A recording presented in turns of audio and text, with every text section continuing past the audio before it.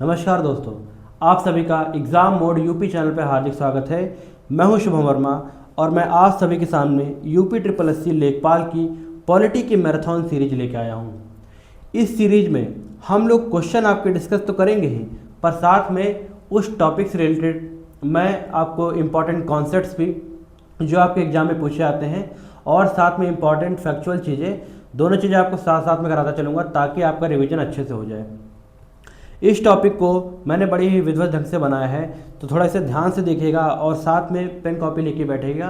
Basic notes आप बनाते चलिएगा। बाकी इसका पीडीएफ जो है मैं टेलीग्राम ग्रुप पर डाल दूंगा, वहाँ से आप लोग डाउनलोड करके रिवीजन कर सकते हैं।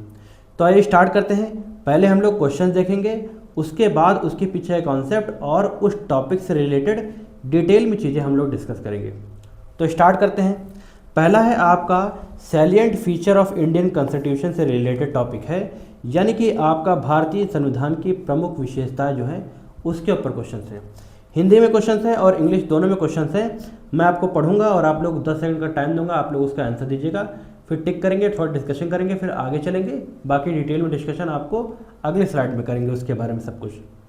भारतीय संविधान की कौन सी विशेषता केंद्र सरकार को अपनी विधेय शक्तियाँ अधीनस्थ प्राधिकारियों को सौंपने की अनुमति देती है?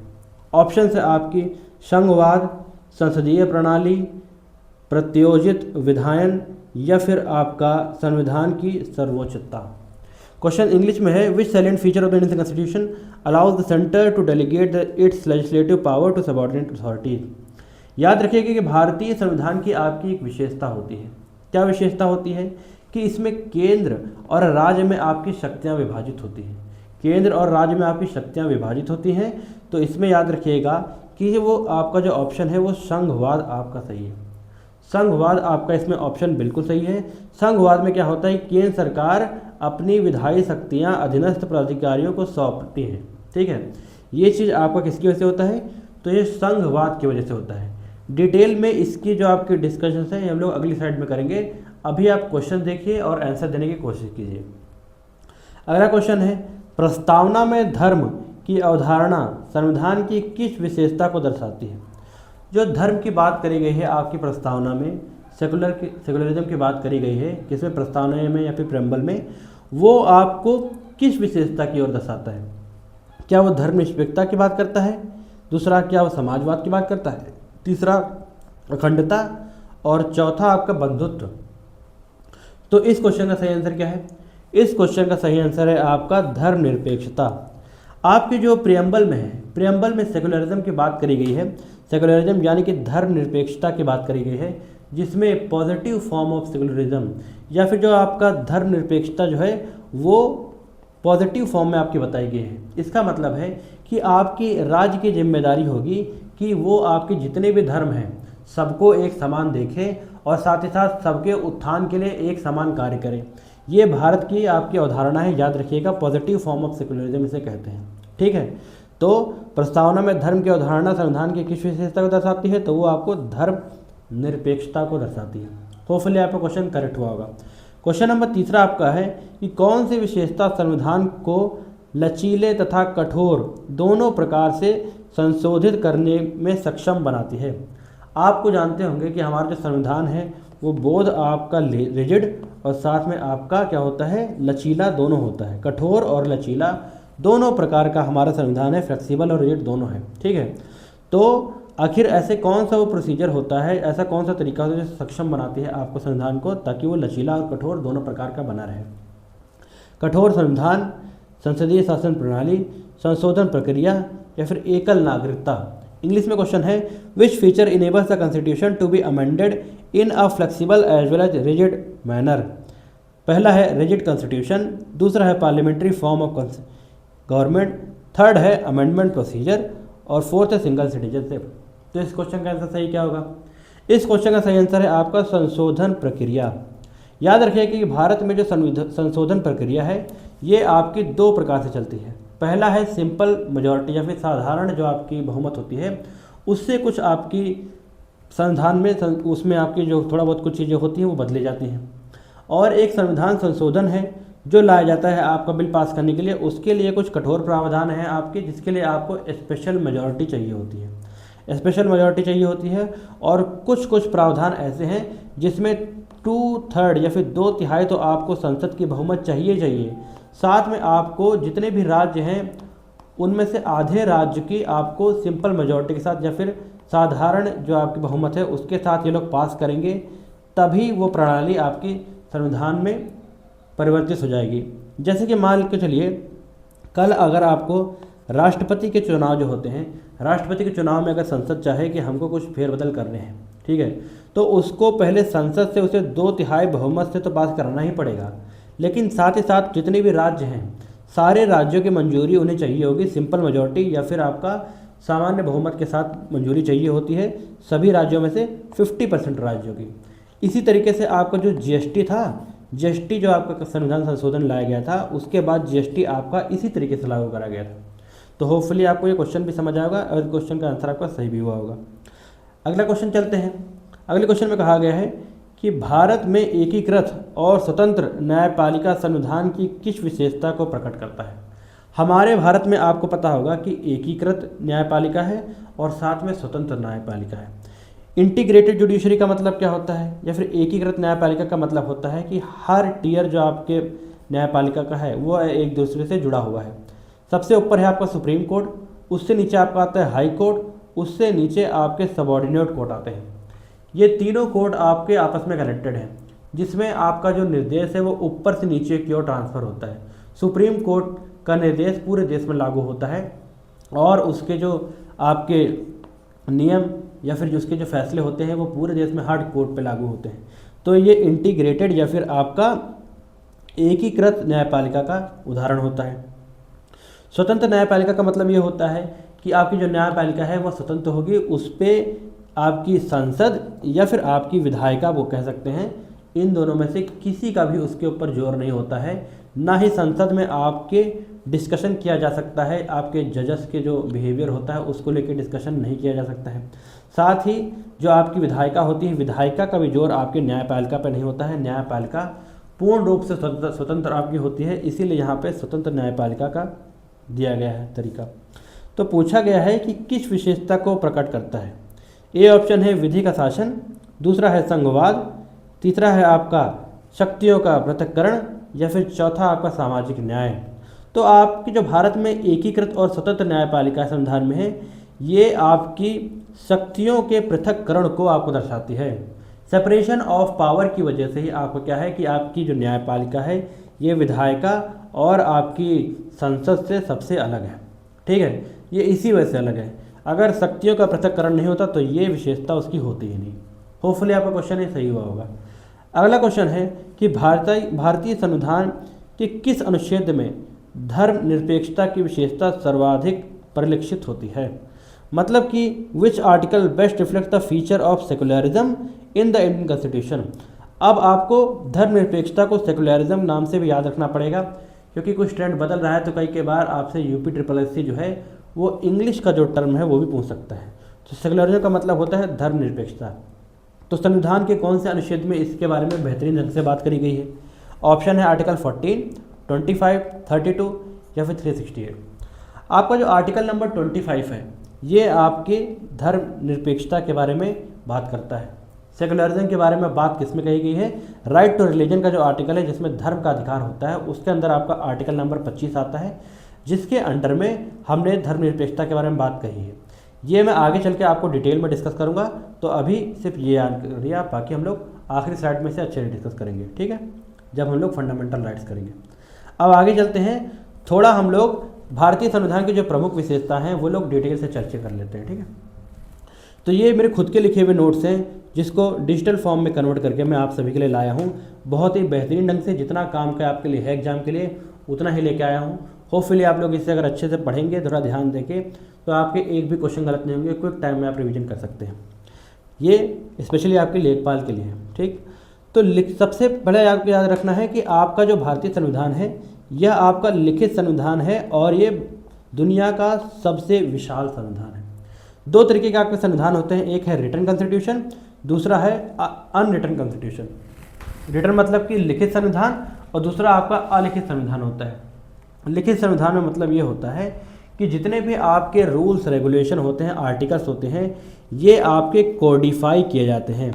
कोडिफाई का मतलब ये होता है कि एक पर्टिकुलर तरीके से आपको अरेंज करना और एक पर्टिकुलर तरीके से उनका व्यवस्थित ढंग से उनको बांटना, ये कोडिफाई करने का काम होता है और इसीलिए इसे लिखित संविधान कहा जाता है। और दूसरा आपका अलिखित संविधान होता है, जिसमें आपके जितने भी आर्टिकल्स होते हैं या फिर जितने भी आपके उसमें पार्ट्स होते हैं वो कोडिफाई नहीं होते हैं, मतलब कि उसको ढंग से व्यवस्थित ढंग से आपका विभाजन नहीं करा गया है उसमें। आपके लिखित संविधान का एग्जाम्पल है आपका यूएसए का संविधान और आपके भारत का संविधान। अलिखित संविधान है आपका यूके का संविधान, मतलब कि जो आपके ब्रिटेन का संविधान है ये आपका अलिखित संविधान है, याद रखिएगा, ठीक है। तो लिखित संविधान है और भारत के संविधान में इस समय 22 भाग हैं, 395 अनुच्छेद हैं और 12 अनुसूचियाँ शामिल हैं हमारे संविधान में। तो याद रखिए कि लिखित संविधान हमारे भारत का है। दूसरा, विस्तृत एवं विशाल संविधान। दुनिया भर का सब जितने भी संविधान हैं उन सब में अगर देखा जाए सबसे विस्तृत या फिर लॉन्गेस्ट कॉन्स्टिट्यूशन, सबसे विशाल संविधान है आपके भारत का, याद रखिएगा ये, ठीक है। ये हमारी प्रमुख विशेषता है हमारे भारतीय संविधान की। तीसरा है आपका संचयी व्यवस्था या फिर फेडरल सिस्टम। हमारे देश में क्या है कि केंद्र और राज्य के बीच में शक्तियाँ विभाजित हैं। केंद्र कुछ चीज़ों पे कानून बना सकता है, राज्य कुछ चीज़ों पे कानून बना सकता है, और एक ऐसी सूची भी होती है आपकी जिसको समवर्ती सूची कहा जाता है, जिसमें आपके केंद्र और राज्य दोनों जो है आपके कानून बना सकते हैं। दोनों की शक्तियाँ आपकी विभाजित हैं, इसीलिए इसे संचयी व्यवस्था के नाम से भी जाना जाता है। तो भारतीय संविधान की व्यवस्था है, ये आपकी विशेषता है कि आपका जो भारत है वो फेडरल सिस्टम पे काम करता है, यानी कि आपकी संघीय ढांचे पे काम करता है। तो होपफुली आपको समझ आएगा। इसमें क्या होता है आपके कि केंद्र और राज्य की भी शक्तियों का विभाजन होता है। एक संविधान, एक नागरिकता, एक सर्वोच्च न्यायालय, एक चुनाव आयोग, सब चीज़ एक होता है। बस एक चीज़ होती है कि शक्तियों का विभाजन आपके राज्य और केंद्र के बीच में होता है, तो ये फेडरल सिस्टम कहलाता है। चौथी विशेषता है आपकी एकात्मकता की विशेषता है, मतलब कि अगर मान के चलिए इमरजेंसी लाइक सिचुएशन आ जाए, आपातकाल की सिचुएशन जब भी आ जाता है, तो उस समय हमारा संविधान जो है वो यूनिटरी हो जाता है। यूनिटरी मतलब क्या कि एकात्मकता आ जाती है उसमें, ठीक है। सॉरी, थोड़ा मतलब पढ़ने में थोड़ा डिफिकल्ट है। तो क्या हो जाता है, यूनिटरी आपका आ जाता है। इसमें क्या होता है कि सारी आपकी जो पावर होती है वो आपकी केंद्र के पास इकट्ठा हो जाती है, ठीक है। केंद्र के पास सारी पावर इकट्ठा हो जाती है और राज्य की जो पावर्स होती हैं वो कुछ हद तक आपकी कम हो जाती हैं। जैसे कि आपातकाल में शक्तियाँ केंद्र में निहित हो जाती हैं। आर्टिकल नंबर आपका 352 आपके नेशनल इमरजेंसी को बताता है, राष्ट्रीय आपातकाल को अनुच्छेद 352 बताता है। इसमें क्या होता है कि इस समय जितनी भी शक्तियाँ होती हैं ये सभी आपकी संसद के पास हो जाती हैं, या फिर कहा जाए तो केंद्र के पास आ जाती हैं। और दूसरी है कि राज्यपाल को नियुक्त करने की शक्ति आपके राष्ट्रपति के पास होती है।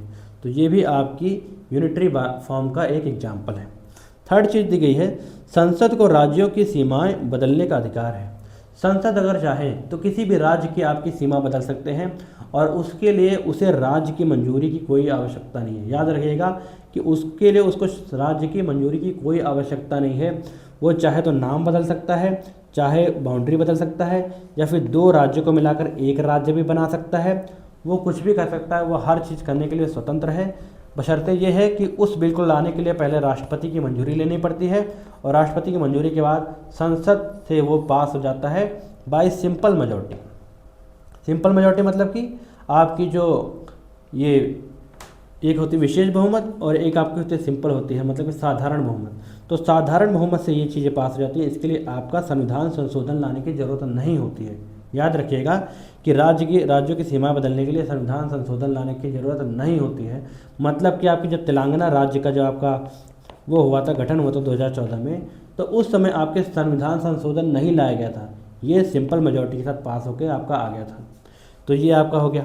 अगला है संसदीय शासन प्रणाली। इसका मतलब है कि दो तरीके की फॉर्म ऑफ गवर्नमेंट होते हैं दुनिया में। एक आपका होता है प्रेसिडेंशियल फॉर्म ऑफ गवर्नमेंट, यानी कि राष्ट्रपति का आपका शासन होता है, और दूसरा आपका होता है पार्लियामेंट्री फॉर्म ऑफ गवर्नमेंट, यानी कि संसदीय शासन प्रणाली। इसमें क्या होता है, संसदीय शासन प्रणाली में आपके क्या होते हैं कि आपके मंत्री परिषद होते हैं। मंत्री परिषद होते हैं जिसमें विभिन्न मंत्रीगण होते हैं और इन्हीं में से एक लोग निकल के आपके लीडर बनते हैं। जो कहलाते हैं आपके पीएम या फिर प्रधानमंत्री। और प्रधानमंत्री का जो आपका चुनाव होते हैं ये आपस में से लोग करते हैं, ये लोग जितने भी आपके काउंसिल ऑफ मिनिस्टर में से कोई एक आपका क्या बनता है, प्रधानमंत्री बनता है। ठीक है, तो प्रधानमंत्री की आपकी नियुक्ति कौन करता है पूछा जाए तो आपके वो करते हैं राष्ट्रपति। संसदीय शासन प्रणाली में ये होता है कि दो तरीके के हेड होते हैं। एक आपका नाम मात्र आपके हेड होते हैं, नाम मात्र आपके मुखिया होते हैं देश के, और एक होते हैं रियल हेड जो कि असलियत में आपके मुखिया होते हैं देश के। जो नाम मात्र मुखिया होते हैं वो आपके प्रेसिडेंट होते हैं, यानी कि राष्ट्रपति होते हैं भारत में। और दूसरा जो आपके रियल जो आपके मुखिया होते हैं वो आपके होते हैं प्रधानमंत्री। याद रखिएगा, संसदीय शासन प्रणाली में ये होता है। मंत्रिपरिषद जो आपका होता है वह संसद के प्रति आपका सामूहिक रूप से उत्तरदायी होता है, खास करके आपके लोकसभा में। लोकसभा जो आपका लोअर हाउस कहा जाता है, ठीक है, निचला सदन कहा जाता है, निचले सदन की तरफ वो लोग उत्तरदायी होते हैं। अगर लोकसभा में मेजॉरिटी या फिर बहुमत अगर मंत्रिपरिषद खो देता है, साथ ही साथ अगर वो पार्टी खो देती है तो आपकी सरकार गिर जाती है। ठीक है, याद रखिएगा। और राज्य की जो प्रमुख राष्ट्रपति आपके नाम मात्र होते हैं। ठीक है, राष्ट्रपति आपके मुखिया नाम मात्र होते हैं, ये मैंने आपको बता ही दिया है। वास्तविक शक्ति आपके मंत्रिपरिषद के पास होती है और मंत्रिपरिषद से आपके पीएम जो है उनके पास खास पावर होती है। आर्टिकल नंबर जो 74 है वो बताता है आपका कि आपका एक मंत्रिपरिषद होगा और मंत्रिपरिषद के हेड होंगे आपके प्रधानमंत्री। ठीक है, ये चीज़ आपके आर्टिकल नंबर 74 में गिवन है। आर्टिकल नंबर 52 में गिवन है आपके कि there should be a president of India, मतलब कि भारत में एक आपके राष्ट्रपति होंगे, वो आपके अनुच्छेद 52 में गिवन है। ठीक है, ये याद रखिएगा। अब हमने हमारे कुछ महत्वपूर्ण आपके स्रोत हैं जहाँ से हमने विभिन्न चीज़ें ली हैं, ये थोड़ा थोड़ा आपको पता होना चाहिए, मैं बता रहा हूँ, बस ये चीज़ याद रखिएगा। ठीक है, अमेरिका से हमने लिखित संविधान लिया है और आपका न्यायिक पूर्वावलोकन का सिद्धांत जो है हमने अमेरिका से लिया गया है। ठीक है, जुडिशियल रिव्यू की पावर हमने अमेरिका से ली है। ब्रिटेन से इसी तरीके से हमने संसदीय प्रणाली ली है और मंत्री परिषद की सामूहिक उत्तरदायित्व हमने कहाँ से लिया है, ये लिया हमने ब्रिटेन से। आयरलैंड से हमने नीति निर्देशक तत्व लिए हैं जिसके बारे में मैं आगे आपको बताऊंगा। ये आपके पार्ट 4 ऑफ द कॉन्स्टिट्यूशन में गिवन है। किस में गिवन है, भाग 4 में आपके नीति निर्देशक तत्व दिए गए हैं। उसके बाद आपके कनाडा से हमने क्या लिया गया है कि आपका जो केंद्र होगा वो मजबूत होगा, ये हमने कहाँ से लिया है, कनाडा से लिया है। और अवशिष्ट शक्तियाँ या फिर रेसिडिवरी पावर, ठीक है, जिसमें आपकी समवर्ती सूची होती है। समवर्ती सूची के बाद एक आपकी अवशिष्ट पावर होती है जिसके बारे में किसी भी सूची में आपको गिवन नहीं होता है, उसके बारे में आपका कानून बनाने का अधिकार आपकी संसद के पास होता है। ये चीज़ हमने कहाँ से लिया है, ये हमने कनाडा से लिया है, याद रखिएगा। फ्रांस से हमने लिया है स्वतंत्रता, समानता और बंधुत्ता, जो कि हमने प्रस्तावना में रखा है, जिसके बारे में आगे बताऊंगा। ये चीज़ें हमने फ्रांस से ली हैं, तो ये बेसिक चीज़ हो गई। अगली आपकी विशेषता है लोकतांत्रिक व्यवस्था है, ये हमारी संविधान की एक वो है विशेषता है। इसके बारे में ज़्यादा कुछ आपको बताना नहीं है, बस ये है कि आपके जो प्रतिनिधि हैं वो चुन के आपके द्वारा आएंगे, ये लोकतंत्र की एक विशेषता होती है। गणतंत्र व्यवस्था क्या होती है, इसमें क्या होता है कि जो राष्ट्रपति जो होते हैं आपके हेड होते हैं, उनका आपका चुनाव होता है। क्या होता है उनका होता है चुनाव उनका हर 5 साल में होगा और ये आपके किसके द्वारा चुने जाएंगे, राष्ट्रपति के जो चुनाव होते हैं आपके राष्ट्रपति के चुनाव के लिए क्या होता है कि जितने भी आपके एमपी और एमएलए होते हैं ये मिलके आपके राष्ट्रपति का चुनाव करते हैं। खैर वो डिटेल की बात है, उसको आगे डिस्कस करेंगे। अभी भाई इतना याद रखिए कि राष्ट्रपति का चुनाव होता है, तो ये आपकी एक व्यवस्था है, गणतंत्र व्यवस्था है आपकी। ठीक है, इसमें क्या होता है, वंशानुगत पद नहीं होता है आपका। जैसे कि राजा रजवाड़ा सिस्टम जो होता है ना कि राजा का बेटा ही राजा बनेगा, वो वाला सिस्टम हमने ख़त्म कर दिया संविधान लाने के बाद। अब क्या होगा कि जनता के द्वारा चुन के आपके देश के मुखिया आएंगे। ठीक है, धर्मनिरपेक्ष राज्य, सेकुलरिज्म की बात करी गई है कि जो हमारा जो भारत देश होगा उसमें जो आपकी संसद होगी या फिर आपकी जो सरकार होगी, वे सभी जितने भी आपके धर्म हैं सबका समान उत्थान करने के लिए कार्य करेगी, ये चीज़ आपकी है। और समाजवादी लक्ष्य भी हमारा 42वें संविधान संशोधन के बाद समाजवादी शब्द हमारा जोड़ा गया है प्रस्तावना में। ठीक है, सामाजिक, आर्थिक और राजनीतिक न्याय की स्थापना हमारे देश में करी गई है, ये हमारी विशेषता है आपके संविधान की। न्याय आपका 3 तरीके का होता है, सामाजिक, आर्थिक और न्यायिक, इसके बारे में आगे डिटेल से पढ़ेंगे। मौलिक अधिकार हैं, ये भी हमारे संविधान की विशेषता है, इसके बारे में भी आगे डिटेल से पढ़ेंगे। राज्य के नीति निर्देशक तत्व जो आपके भाग 4 के अनुच्छेद 36 से लेकर 51 में गिवन है, जिसमें क्या होता है कि राज्य को सामाजिक आर्थिक न्याय स्थापित करने के लिए दिशा निर्देश दिए जाते हैं। मतलब कि कुछ दिशा निर्देश दिए गए हैं जिसके बेसिस पे ही आपके संसद या फिर राज्य की आपकी विधायिका होती है, जो अगर कानून अगर उसके बेसिस पे बनाएंगे तो कल्याणकारी राज्य की आपकी स्थापना होगी। ये चीज़ आपकी कहाँ दिए गए हैं, ये राज्य के नीति निर्देशक तत्व में गिवन है, जो कि भाग 4 में है आपके संविधान के। स्वतंत्र न्यायपालिका की बात मैंने आपको पहले बता दी थी। ये चीज़ हमने कहाँ से लिया है, ये न्यायपालिका में जो जुडिशियल रिव्यू है या फिर न्यायिक पुनर्लोकन हमने अमेरिका से लिया है, और हमारी न्यायपालिका स्वतंत्र है, जिसके बारे में मैंने पहले आपको बता दिया था। ठीक है। और आपातकालीन प्रावधान आपके क्या है कि आपकी 3 तरीके की इमरजेंसी होती हैं, नेशनल इमरजेंसी, और आपका 356 होता है जिसको आपके प्रेसिडेंशियल रूल या फिर राष्ट्रपति शासन कहते हैं, और 360 आपका होता है जिसको फाइनेंशियल इमरजेंसी या फिर वित्तीय इमरजेंसी आपकी कहते हैं। ठीक है, वित्तीय आपातकाल कहते हैं। अच्छा जी, यहाँ पर लिखा है कि राष्ट्रीय और राज्य और वित्तीय आपातकाल का प्रावधान है, तीनों के बारे में मैंने आपको बता दिया ये होते हैं, और आपको आर्टिकल ही बता दिए। संकट की स्थिति में राष्ट्र की एकता और स्थिरता बनाए रखना आपके केंद्र का काम होता है। याद रखिएगा, ये आपातकालीन प्रावधान होते हैं, ये भी आपके भारतीय संविधान की विशेषता है। ठीक है, ये सारी चीज़ें विशेषता हैं। अब कुछ फैक्ट एक्स्ट्रा याद कर लीजिए। संविधान आपका कब लागू हुआ था? 26 नवंबर 1949। उसके बाद पूर्ण रूप से कब लागू हुआ था पूछा जाए तो पूर्ण रूप से लागू आपका हुआ था 26 जनवरी 1950। ठीक है। संविधान निर्माता समिति के अध्यक्ष कौन थे आपके? तो वो थे आपके डॉक्टर BR अम्बेडकर। तो ये थे आपके भारतीय संविधान की कुछ खास विशेषताएं जिसको मैंने आपको समझाने की कोशिश करी है। अगर आप लोग याद रखेंगे तो कैसा भी आपका क्वेश्चन आ जाएगा स्टेटमेंट के फॉर्म में, आप लोग थोड़ा दिमाग लगाएंगे तो वो सही करके आएंगे। तो यहाँ से हमारा ये टॉपिक कंप्लीट होता है। अब चलते हैं नेक्स्ट टॉपिक की ओर। अगले जो क्वेश्चन है हमारे वो preamble of the Indian constitution के ऊपर है, यानी कि संविधान की जो प्रस्तावना है उसके ऊपर कुछ क्वेश्चन है, थोड़ा समझिएगा। क्वेश्चन नंबर 1 कहता है निम्नलिखित में से कौन सा शब्द मूल रूप से भारतीय संविधान की प्रस्तावना का हिस्सा नहीं है? ऐसा कौन सा शब्द है जो आपके प्रस्तावना में नहीं दे रखा है, वो बताना है आपको। समाजवादी, संप्रभु, अखंडता या फिर पंथ निरपेक्ष। ठीक है, कौन सा ऐसा वर्ड है जो आपके प्रियम्बल में ओरिजिनल फॉर्म में नहीं था? जब आपका प्रियम्बल बना था, ठीक है, प्रस्तावना जब बनी थी, जब संविधान बना था आपका, तो उस समय इनमें से कौन सा आपका जो शब्द है जो प्रस्तावना में नहीं था? तो उसमें याद रखिएगा कि आपके 4 ऑप्शन है, उसमें से जो आपका पंथ निरपेक्ष है, सेकुलरिज्म वर्ड है, ये आपके 42वें संविधान संशोधन के बाद आपके संविधान में जोड़ा गया था। ठीक है, कौन सा? पंथ निरपेक्ष। बाकी समाजवादी, अखंडता और संप्रभु आपके जो प्रस्तावना के ये मूल हिस्से में था। ठीक है, होपफुली आपका क्वेश्चन है सही हुआ होगा।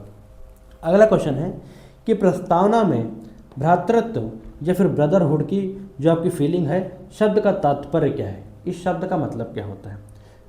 ए है स्थिति और अवसर की समानता, बी है व्यक्तियों के बीच एकता और भाईचारा, थर्ड ऑप्शन है अस्पृश्यता का उन्मूलन, और चौथा जो आपका है वाक और अभिव्यक्ति की स्वतंत्रता। तो ये चीज़ इसका जो सही आंसर है वो है आपका व्यक्तियों के बीच एकता और भाईचारा। फ्रेटर्निटी का मतलब होता है ब्रदरहुड। ब्रदरहुड का मतलब है कि आपस में हमारे देश में सभी लोग भाईचारा का भाव रखेंगे ताकि हमारा देश उन्नति की ओर आगे बढ़ता रहे। ये चीज़ हमारे प्रस्तावना में गिवन है। ठीक है, तो ये है आपकी फ्रेटर्निटी की पावर कहते हैं, जो आपके बी ऑप्शन सही है। अब इसमें आपको एक दी गई है equality of status of opportunity, ये भी प्रियम्बल में है लेकिन ये फ्रेटर्निटी की बात नहीं करता है आपकी, या फिर भ्रातृत्व की बात नहीं करता है, और तो यही इसका ऑप्शन है। अब आगे अगले क्वेश्चन की ओर चलते हैं।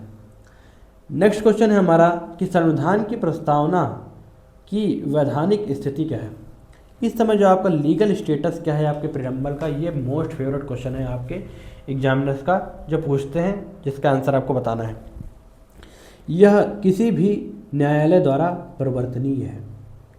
दूसरा है यह न्याय प्रवर्तनीय नहीं है लेकिन इसका मार्गदर्शक मूल्य है, और यह मौलिक अधिकारों में न्याय प्रवर्तनीय है, और फोर्थ है यह संविधान का हिस्सा नहीं है। बताइए,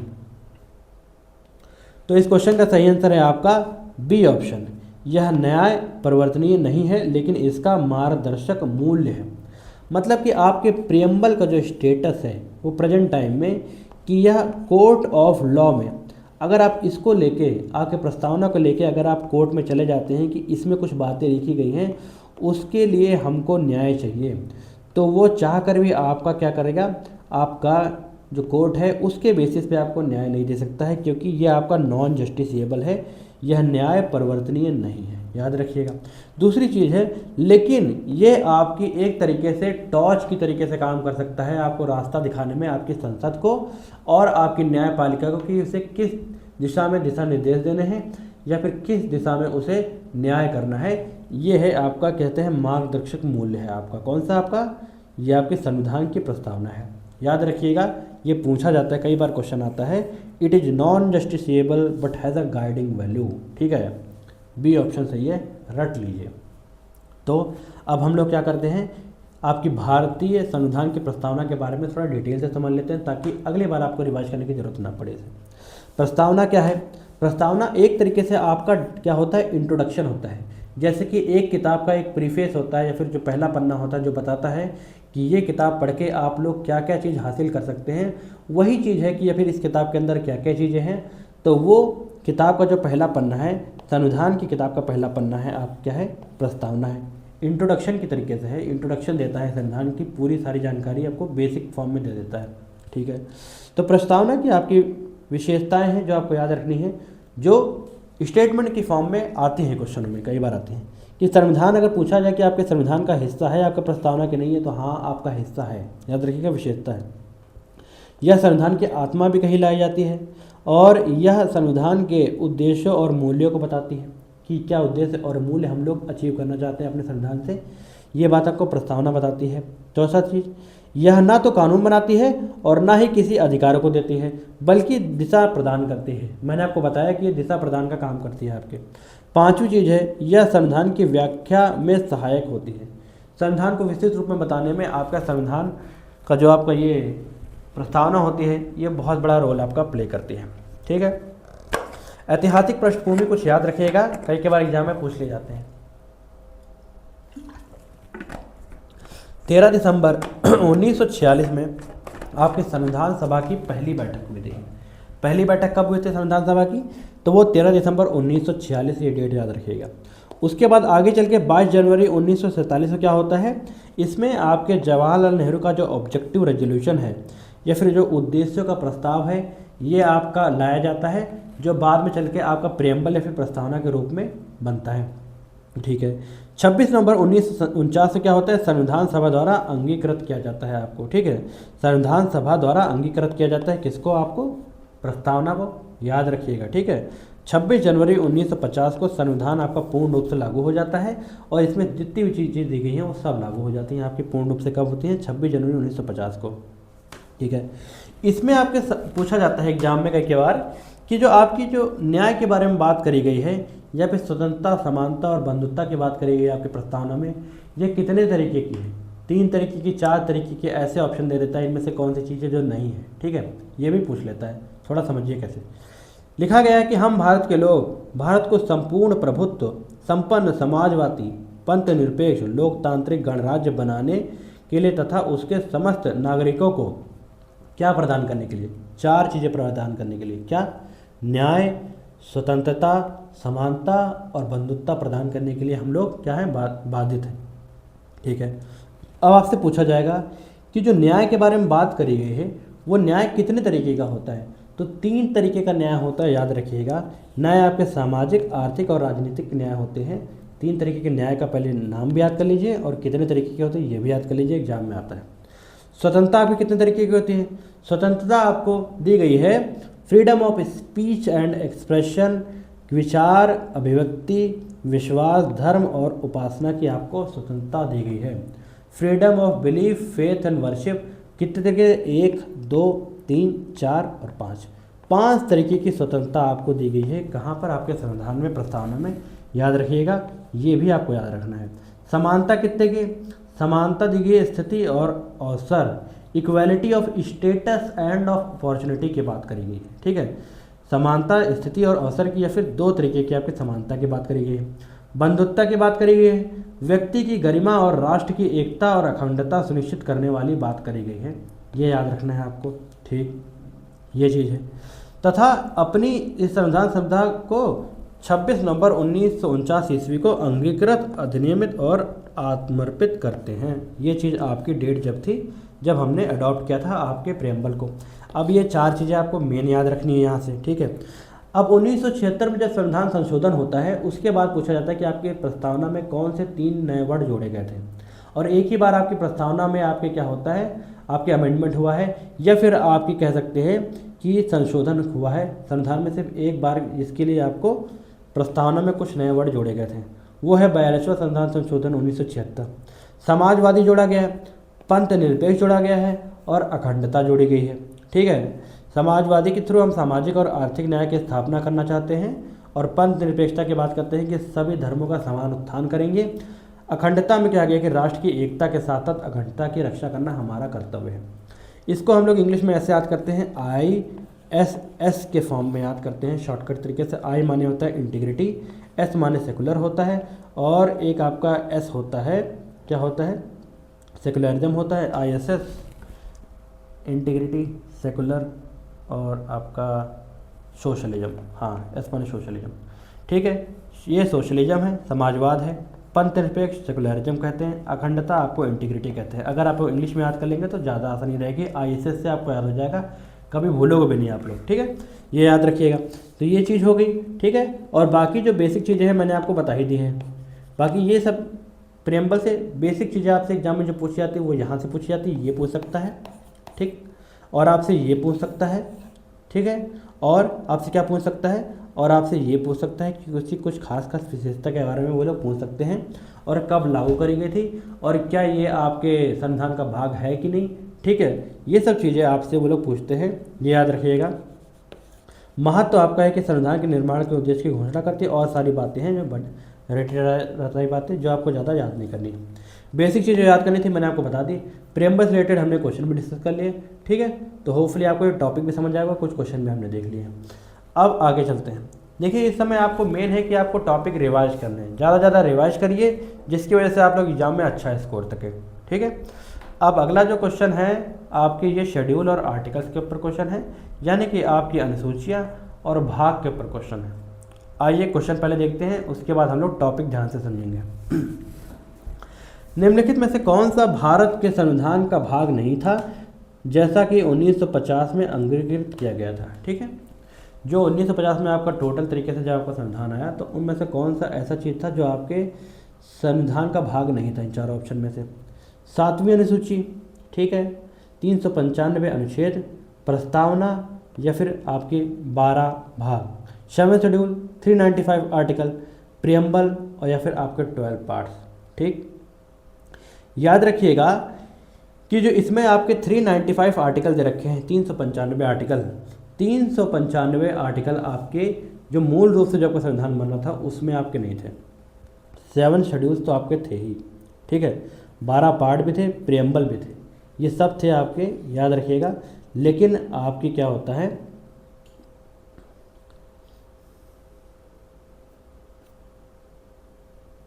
अच्छा सॉरी इस क्वेश्चन का आंसर थोड़ा गलत हो गया है, थोड़ा मुझे माफ़ करिएगा, ठीक है, थोड़ा मैंने ध्यान से पढ़ा नहीं। 7 अनुसूचियाँ आपकी नहीं थी उस समय, आपकी कितनी थी, 8 अनुसूची थी। यहाँ पर 7 अनुसूचियों की बात करी गई थी। 395 आर्टिकल तो आपके थे, सॉरी, लेकिन आपकी 7 अनुसूची नहीं थे। कितनी अनुसूची थी आपके, 8 अनुसूची थी। कितनी थी, 8 अनुसूची थी, याद रखिएगा। बाद में 4 और जोड़ी गई जिसके बारे में आगे डिस्कस करेंगे। अगला क्वेश्चन है कि भारतीय संविधान की 6ठी अनुसूची किससे संबंधित है। 6ठी अनुसूची भारतीय संविधान की किससे संबंधित है, पूर्वोत्तर में जनजातीय क्षेत्रों का प्रशासन के लिए। सेकंड है अनुसूचित एवं जनजातीय भाषाओं के लिए। थर्ड है आपका राज्यसभा में सीटों का आवंटन के लिए। फोर्थ है आपातकालीन आपके उपबंध के लिए। तो याद रखिएगा कि administration of tribal areas in north east इस क्वेश्चन का आंसर है, यानी कि पूर्वोत्तर में जो आपके जनजातीय क्षेत्रों का प्रशासन करने के लिए आपके 6ठी अनुसूची आपके इसमें संविधान में दी गई है। ये इस क्वेश्चन का सही आंसर है, ए ऑप्शन आपके, ठीक है। शेड्यूल एंड ट्राइबल लैंग्वेज के बारे में आपको पार्ट 5 फिर भाग 5 में दिया गया है। Allocation of seats to Rajya Sabha ये किस में दिया गया है, TEAR, या फिर 4th में आपके दिया गया है। किस में दिया गया है, 4th में आपके दिया गया है। इमरजेंसी प्रोविजन जो है ये अलग बात है। बाकी इस क्वेश्चन का सही आंसर है आपका कौन सा, आपका ए ऑप्शन है। अगला क्वेश्चन है उपाधियों का उन्मूलन सैन्य और शैक्षणिक को छोड़कर किस अनुच्छेद में प्रदान किया गया है? ठीक है, 14, 18, 32 या फिर आपके 52। ठीक है, under which article the abolition of title provided except military and academic. आपको याद रखना है कि भारत में आपके दो तरीके की उपाधियाँ दी गई हैं, जिसके लिए आप उस टाइटल को आप निजी जीवन में भी इस्तेमाल कर सकते हैं, कहीं भी इस्तेमाल कर सकते हैं। वो है आपके शैक्षणिक, जैसे कि आपकी डॉक्टरेट की डिग्री होती है ना, जो लोग पीएचडी करते हैं उनके पीछे डॉक्टर लगा के वो लोग घूमते हैं, तो ये चीज़ आपको निजी जीवन में भी इस्तेमाल कर सकते हैं, इसकी आज़ादी उन्हें है। साथ में जो आपके आर्मी से रिटायर्ड जो लोग होते हैं, जैसे कि सूबेदार, general, lieutenant general, colonel, lieutenant colonel, retired जो लगाते हैं, ये सारे वो लोग निजी जीवन में भी इस्तेमाल कर सकते हैं, इसकी उन्हें आज़ादी है। बाकी कोई भी टाइटल के लिए आपको राष्ट्रपति की क्या करती है, राष्ट्रपति की मंजूरी लेनी पड़ती है वो टाइटल लेने के लिए। तो ये कौन से अनुच्छेद में गिवन है? तो ये आपके आर्टिकल नंबर 18 में गिवन है। किसमें? अनुच्छेद 18 में गिवन है, जो मौलिक अधिकार में आपको डिटेल से पढ़ाऊंगा आगे चल के। ठीक है, अगला क्वेश्चन है, किस अनुसूची में लोकसभा और राज्य विधानसभाओं में सीटों के आवंटन से संबंधित उपबंध है? Which schedule contains the provision regarding the allocation of seat to the Lok Sabha and state legislative assembly? किसमें है? प्रथम अनुसूची में, चतुर्थ में, पंचम में या फिर आपके अष्टम में? किसमें गिवन है आपके? तो ये चीज़ आपके गिवन है, कौन से शेड्यूल में गिवन है? जो आपकी जो ये चीज़ गिवन है, ये चीज़ आपके गिवन है किसमें? लोकसभा और स्टेट लेजिस्लेटिव असेंबली में जो आपका जो एलोकेशन ऑफ सीट्स है, ये आपके किसमें? फोर्थ शेड्यूल में गिवन है। किसमें गिवन है? फोर्थ शेड्यूल में गिवन है, या फिर आपके चतुर्थ अनुसूची में गिवन है, याद रखिएगा। अगला क्वेश्चन है, संसद राज्य सूची के किसी विषय के संबंध में संविधान के किसी प्रावधान में संशोधन किस अनुच्छेद के अंतर्गत कर सकती है? Under which article can a parliament amend any provision of the constitution with respect to any matter of the state list? किसके थ्रू कर सकती है? किसके थ्रू आप कर सकती है, ये बताइए। तो इस क्वेश्चन का सही आंसर क्या है? 246, 249, 368 या फिर 312। अब ये क्वेश्चन मैं आपके लिए होमवर्क के तौर पर छोड़ता हूँ। इसका आंसर आप मुझे पहले कमेंट सेक्शन में दीजिए। कमेंट सेक्शन में इसका आंसर दीजिए कि इस क्वेश्चन का सही आंसर आपका क्या होगा। जिसका आंसर सही होगा मैं उसके कमेंट को हार्ट दे दूंगा। आइए आगे चलते हैं। अब हम लोग ध्यान से थोड़ा समझते हैं आपके अनुसूचियों और आपके भागों को। पहले आपको याद रखिएगा अनुसूचियाँ और जो आपके भाग हैं, ये आपके ये देखा जाए तो ये मेन जो आपका संविधान है, संविधान का जो मेन पार्ट है उसमें ये चीज़ें ऐड नहीं करी गई हैं। किसमें? मेन संविधान में इसको नहीं लिखा गया है, ये अलग से चीज़ें लिखी गई हैं। संविधान का जो अलग से कुछ चीज़ें हैं वो कुछ अलग से लिखी गई हैं, जहाँ पर कुछ चीज़ें वो आपके कहलाती हैं अनुसूची और आपके भाग। बाकी आपके अनुच्छेद में जो आर्टिकल्स है आपके अगर है कॉन्स्टिट्यूशन में, वो चीज़ आपकी डिफरेंट है, ये चीज़ आपकी डिफरेंट है। ठीक है, पहले जब आपकी अनुसूची, जब आपका संविधान बना तो आपकी टोटल होती थी 8 अनुसूची। उसके बाद क्या हुआ, बाद में आपके संविधान संशोधन के बाद 4 और अनुसूचियाँ आपकी जोड़ी गई। ठीक है, अनुसूची पहले वो बता देता हूँ, जो 4 जोड़ी गई उनके बारे में बताते हैं, फिर बाद में डिटेल डिस्कशन करते हैं। 9वीं अनुसूची जो है ये क्या करता है, कुछ अधिनियमों का न्यायिक समीक्षा का संरक्षण देता है कि आपका संसद चाहे तो कुछ जो आपके कानून जो उसने बनाए हैं उसको ये इसमें आपके 9वीं अनुसूची में डाल देगा, जिसकी न्यायिक आपका पुनर्वलोकन आपका नहीं हो सकता है, न्यायिक संरक्षण उसको होता है, समीक्षा उसकी नहीं हो सकती है। ठीक है, तो ये कब ऐड करी गई? तो ये प्रथम संविधान संशोधन के द्वारा आपकी ऐड करी गई थी। प्रथम संविधान संशोधन के द्वारा आपकी ऐड करी गई थी, याद रखना है। कौन सी? 9वीं अनुसूची। सेकंड है आपकी 10वीं अनुसूची, जो आपके दल बदल कानून के बारे में बात करता है। ये आपकी 52वीं संविधान संशोधन जो आपका हुआ था, 52वां संविधान संशोधन के द्वारा आपका ये जोड़ा गया था 1985 में। ठीक है, कौन सा? दल बदल कानून का प्रावधान 10वीं अनुसूची यहाँ पर जोड़ी गई थी। ठीक, उसके बाद अनुसूची 11 और अनुसूची 12 दोनों आपका कब आता है?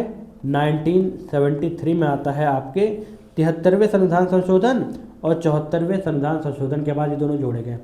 पहला आपका पंचायती राज से संबंधित विषय के बारे में बात करता है। कौन सी? आपकी 11वीं अनुसूची, ये सॉरी 11वीं अनुसूची सॉरी हैं। उसके बाद जो आपकी 12वीं अनुसूची है, ये नगर पालिका से संबंधित जितने भी नियम कानून प्रावधान जो है इसको संवैधानिक दर्जा आपको दिया गया है। ये 74वां संविधान संशोधन है, ये 12वीं अनुसूची में दे रखा है।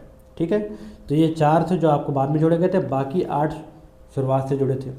ठीक है, तो अब आपको याद रखना है कि इनका नाम आपको कैसे याद करें, ठीक है। अगर ये सबको याद करने का तो इसकी ट्रिक होती है इंग्लिश में, टीयर्स ऑफ ओल्ड PM, ठीक है, जिसमें आपका फर्स्ट होता है राज्यों और केंद्र शासित प्रदेशों में क्षेत्रफल की जनसंख्या, T माने टेरिटरी, ई माने आपका होता है इमैल्यूमेंट, इमैल्यूमेंट माने कि आपके राष्ट्रपति, राज्यपाल, मंत्री परिषद को वेतन और भत्ते को इमैल्यूमेंट कहते हैं, इसीलिए इंग्लिश में से ई से याद किया गया आपके दूसरी अनुसूची में है। ए माने आपका होता है अफर्मेशन, अफर्मेशन माने होता है हिंदी में शपथ ग्रहण, तो आपके शपथ की प्रतिज्ञान जो आपकी है वो तीसरी में दिया गया है। उसके बाद आपका आर माने होता है राज्यसभा, यानी कि राज्यसभा में राज्यों का प्रतिनिधित्व, तो ये कहाँ दे रखा है आपके भाग 4 में, किसमें गिवन है, अनुसूची नंबर 4 में गिवन है। एस जो होता है वो 5वीं अनुसूची के बारे में बात करता है, जिसमें अनुसूचित क्षेत्रों को, अनुसूचित जनजाति का प्रशासन के बारे में बात करेंगे। एस माने होता है शेड्यूल्ड एरिया, इसीलिए ये अनुसूची 5 में है, ठीक है। टीएस हो गया। अब ऑफ जो आता है, टीएस के बाद ऑफ आया। ओ माने होता है other schedule area, other schedule area में कौन कौन से आते हैं, असम, मेघालय, त्रिपुरा, मिजोरम के स्वायत्त जिला परिषदों के आपके निर्माण करे गए हैं अनुसूची 6 के द्वारा, ठीक है। 7वीं में क्या दिया गया है कि फेडरल या फिर संघवाद के बारे में बात करी गई है कि संघ, राज्य और समवर्ती सूची जो होगी ये कहाँ दिया गया है, ये 7वीं अनुसूची में दिया गया है। Tears of. उसके बाद ओल्ड है, ओल्ड का जो ओ है वो 8वीं आपका अनुसूची के बारे में बात करता है, जो आपके संविधान की 8वीं अनुसूची है, जिसमें क्या लिखा गया है कि मूल रूप से 14 भाषाएं थी, ठीक है, अब हो गई 22 भाषाएं। ओ माने होता है ऑफिशियल लैंग्वेज, जो कि आपके 8वीं अनुसूची में है, इंग्लिश में इसे ऐसे याद करा जाता है। एल और डी मतलब कि 9वीं जो है आपकी, 9वीं क्या है आपकी कि कुछ जो आपके अधिनियम है किसकी न्यायिक समीक्षा से संरक्षण आपको दिया गया है, ओल्ड। और डी जो है दल बदल कानून, ये याद रखना है, ये 10वां है आपका। पी एम 11वां 12, पी माने पंचायत आपकी 11वीं सूची, एम माने म्यूनसिपैलिटी, तो इस तरीके से नगर पालिका ये 12वीं। तो टीयर्स ऑफ ओल्ड PM, ठीक है, याद कर लीजिए। सबका जो होता है एक एक वर्ड का मतलब, वो सारी अनुसूचियाँ जितनी कितनी हैं आपकी 12 अनुसूची, ऐसे याद करते हैं, तो याद रखिएगा। तो ये आपकी अनुसूची है, इसको मैंने याद करने की ट्रिक भी बता दी और आपकी क्या होती है ये बता दिया। अब महत्वपूर्ण तथ्य इसमें यह है कि अनुसूची जो 8 है उसमें 3 सूचियाँ आपकी होती हैं, संघ सूची, राज्य सूची और समवर्ती सूची। संघ सूची में आपके 97 विषय हैं, राज्य सूची में 66 विषय हैं और समवर्ती सूची में आपके 47 विषय हैं, ठीक है। 42 से 47 सूची के बाद कोई बड़ी थी, टोटल अब 47 विषय आपके हो गए। एग्जाम में कितने बार आ जाता है, तो ये महत्वपूर्ण तथ्य भी आप याद कर लीजिएगा। उसके बाद आपके जो संविधान है, संविधान को आपको विभिन्न भागों में डिवाइड किया गया है, जिसमें अब आपके हो गए हैं टोटल 22 पार्ट। कितने हो गए हैं, टोटल आपके 22 पार्ट हो गए हैं। तो ये उनकी लिस्ट है। अगर आप लोग एक एक करके बार बार पढ़ेंगे, बार बार अगर पढ़ेंगे तो होपफुली आपको ये याद हो जाएंगी, ठीक है। इसमें से कुछ खास पूछी जाती हैं, ठीक है, बस वो चीज़ें आपको याद रखनी है। ज़्यादातर चीज़ें तो अगर आप एक दो बार अगर पढ़े होंगे तो याद ही होंगी आपको। ये चीज़ आपको याद करने वाली चीज़ है, इसमें कोई ट्रिक नहीं है, बस थोड़ा समझने की कोशिश करिएगा कि शुरुआत की तो आपको सभी को याद रहती है कि संघ और उसका क्षेत्र होता है पहले में, दूसरा नागरिकता के बारे में बात करता है, तीसरा मूल अधिकार के बारे में बात करता है, चौथा आपके राज्य के नीति तत्व होता है, उसके बाद आपके मूल कर्तव्य आ जाते हैं, किसमें पार्ट 4A में या फिर आर्टिकल नंबर 51A में, ठीक है, यहाँ हो गया। उसके बाद हमारी केंद्र की जो हमारी पावर है, डिस्ट्रीब्यूशन है, उसके बारे में बात करेंगे, फिर राज्य के बारे में बात करेंगे। जो मतलब कि आपके जो पार्ट 5 में संघ के बारे में बात करा गया, छठे में आपको क्या दिया गया है, राज्यों के राज्य के बारे में किया गया, और जो आपका भाग 7 नंबर है राज्यों के व्यय से संबंधित है। उसके बाद आपका 8वें में संघ राज्य क्षेत्र, इससे संबंधित है। उसके बाद पंचायत नगर पालिका 9A में आ गया, ठीक है। फिर 10वें में आपके अनुसूचित जाति और जनजाति क्षेत्र में, इसी तरीके से बाकी आगे चीज़ें डिवाइडेड हैं। एक दो बार पढ़ेंगे तो आपको याद हो जाएंगी, ठीक है, थोड़ा ध्यान दीजिएगा। ये कई बार पूछ लिया जाता है, लेकिन ज़्यादातर टिपिकल चीज़ें नहीं पूछते हैं, थोड़ा याद रखिएगा। बस शेड्यूल से जो चीज़ें हैं वो कई बार एग्जाम में ज़्यादा पूछी जाती है। ज़्यादा इसमें याद रखिएगा कि भाग नंबर 6 में आपका असम, मेघालय, त्रिपुरा और मिजोरम है, ये 4 राज्य याद रखिएगा। इस समय मणिपुर बहुत ज़्यादा न्यूज में है आपके, तो मणिपुर पूछ सकता है कि इसका है हिस्सा, तो मणिपुर आपके शेड्यूल से इसका हिस्सा नहीं है, ठीक। तो ये था आपका किससे, किससे, शेड्यूल और इससे शेड्यूल से और आर्टिकल से रिलेटेड जितने भी क्वेश्चन थे और कुछ विशेष चीज़ें मैंने डिस्कस कर दी आपको, होपफुली आपको समझ आए होंगे। अब आगे चलते हैं आपके किस पे, सिटीजनशिप या फिर नागरिकता के ऊपर कुछ MCQ और उससे डिटेल डिस्कशन के ऊपर। तो पहला क्वेश्चन जो आपका है नागरिकता से रिलेटेड वो है आपका, निम्नलिखित में से कौन सा किसी विदेशी को भारतीय नागरिकता प्राप्त करने का एक तरीका है। कौन कौन से तरीके हैं, 4 हैं, पंजीकरण, प्राकृतिकीकरण या फिर वंश या फिर उपरोक्त सभी। कौन से तरीके से आपके जो है विदेशी भारतीय की नागरिकता ले सकते हैं, भारत की नागरिकता ले सकते हैं, तो वो आपका ले सकते हैं, किससे ले सकते हैं, रजिस्ट्रेशन की हेल्प से। किससे, आपके पंजीकरण की हेल्प से। याद रखिएगा ये इस क्वेश्चन का आंसर है। अगला क्वेश्चन है आपका, निम्नलिखित में से कौन जन्म से भारत का नागरिक नहीं है।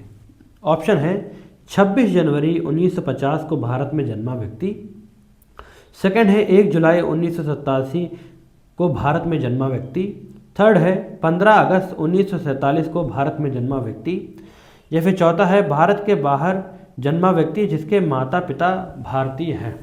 तो कौन सा है जो जन्म से या फिर बाय बर्थ आपका सिटीजन ऑफ इंडिया नहीं है, जन्म से आपका भारत का नागरिक नहीं है, कौन सा होगा ऑप्शन।